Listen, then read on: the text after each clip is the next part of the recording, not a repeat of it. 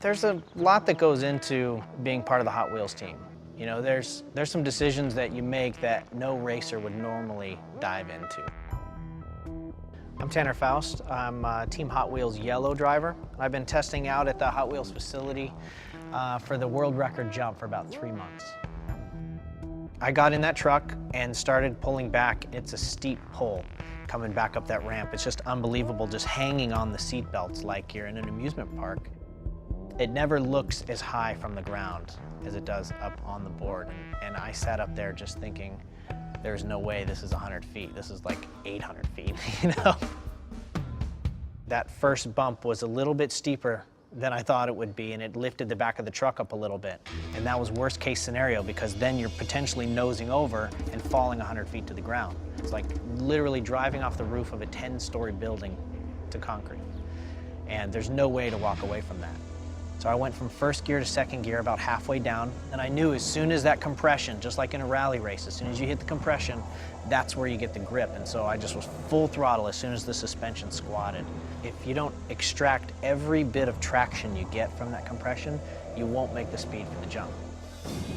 Sitting at 100 miles an hour in a sports car is one thing, but you get in this big, soft truck, no windshield, 100 miles an hour feels like you're gonna break the speed of sound. It feels ridiculously fast.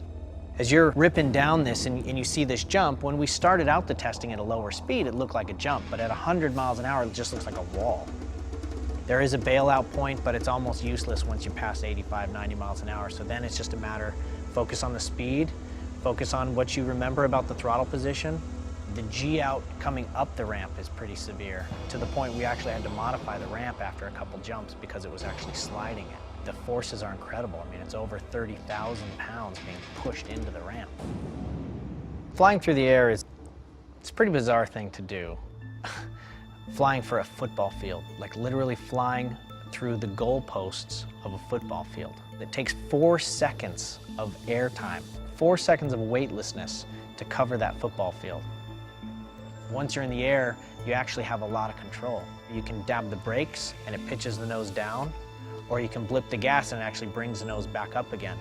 And so you're in the air, you look at the clouds, and if the clouds are not starting to pitch over, if you're not flying like a dart, if you're just staying nose up, you've got to hit the brakes right away. And if you don't, the air will just get under the hood of the truck and it'll just backflip. And so there's that moment where you just try, everything you can think about is the truck rotating over like I want it to? And if it is, then it's a happy day. It just starts arcing over, and then a little blip of the gas to kind of match RPM for the landing, and then just brace a little to the side and crack. Something that's so over the top, you know, 11-year-old fantasy come to life, that's what's really awesome about this job. It's a beautiful thing.